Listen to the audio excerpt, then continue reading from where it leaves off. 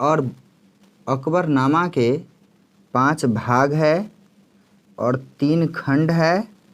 जो तीसरा खंड है वह तीसरा खंड है उसका नाम है आईने अकबरी।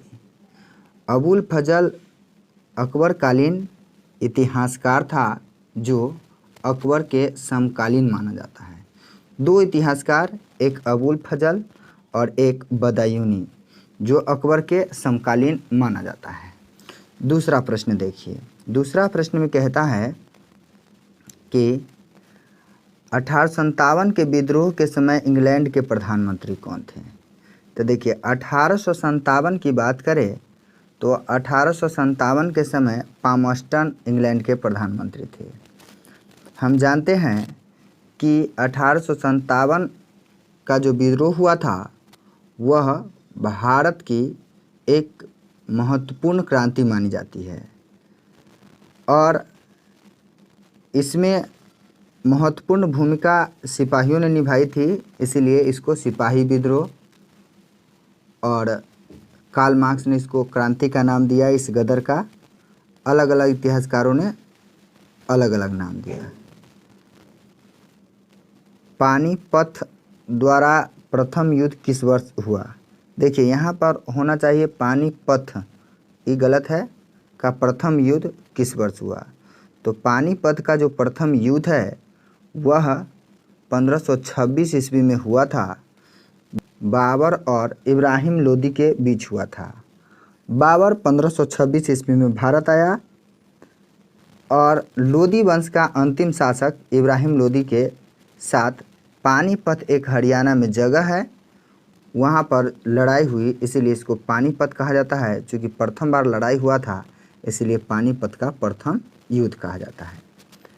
1556 ईस्वी में पानीपत का दूसरा लड़ाई हुआ जो अकबर और हेमू के या हेमचंद्र के बीच हुआ। हालांकि उस समय अकबर महज 14 साल का था। चूँकि अकबर का जन्म 1542 ईस्वी में हुआ था और 1556 ईस्वी में ये हुआ युद्ध तो लगभग 14 वर्ष के था। उसका जो मंत्री था, संरक्षक जिसको कहिए, भैरव खां, वही इसमें महत्वपूर्ण भूमिका निभाया था। चलिए, तीसरा जो पानीपत का युद्ध हुआ था वो था 1761 ईस्वी में। 1761 ईस्वी में अफगानों और मराठों के बीच हुआ था। अगला क्वेश्चन कहता है सैनिकों के द्वारा प्रयोग में लाई जाने वाली राइफल का नाम क्या था जो 1857 के विद्रोह का कारण बना। तो देखिए सैनिकों के द्वारा लाई जाने वाला राइफल जो था वह एनफील्ड राइफल था। पहले से सेना को ब्राउन बेस नामक राइफल था, उससे उन्नत किस्म के राइफल जो है एनफील्ड राइफल अंग्रेज़ों ने प्रयोग करने के लिए दिया गया। लेकिन सैनिकों में ये बात की अफवाह फैली थी कि उसका जो कारतूस था, कारतूस के पहले ऊपर से, कारतूस के ऊपर वाला भाग जो होता है उसमें एक लेप चढ़ा हुआ था, एक परत था जो कागज़ की तरह था, उसको दांत से छीलना पड़ता था। ऐसा अफवाह फैला हुआ था कि वह गाय और सूअर के चर्बी से मिलकर बना हुआ है। इसीलिए सैनिकों में विभिन्न धर्मों के लोग, हिंदू हो अथवा मुसलमान, दोनों अपना इसके लिए धर्म भ्रष्ट समझा, अतः सैनिकों के द्वारा यह राइफल, एनफील्ड राइफल, विद्रोह का कारण बना। चलिए अगला क्वेश्चन कहता है भारत के प्रथम राष्ट्रपति कौन थे। तो भारत के प्रथम राष्ट्रपति डॉक्टर राजेंद्र प्रसाद थे।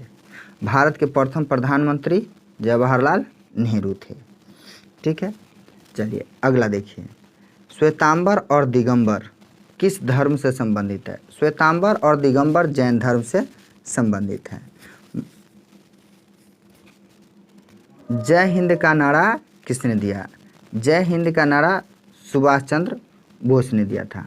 रानी लक्ष्मीबाई का जन्म कहाँ हुआ था। काशी में। इस क्वेश्चन को गलती नहीं कीजिएगा, रानी लक्ष्मीबाई का जन्म हुआ था काशी में और इसका विवाह जो हुआ था वह हुआ था झांसी में हुआ था। ठीक है, चलिए और अगला कहता दिल्ली चलो का नारा किसने दिया। तो दिल्ली चलो का नारा सुभाष चंद्र बोस ने दिया था। वित्त मंत्री कौन था। तो अकबर का वित्त मंत्री जो है टोडरमल था। अकबर से पहले शेर शाह के दरबार में उड़ा था। स्वतंत्र भारत के प्रथम गवर्नर जनरल कौन थे? स्वतंत्र भारत के प्रथम गवर्नर जनरल लॉर्ड माउंटबेटन था।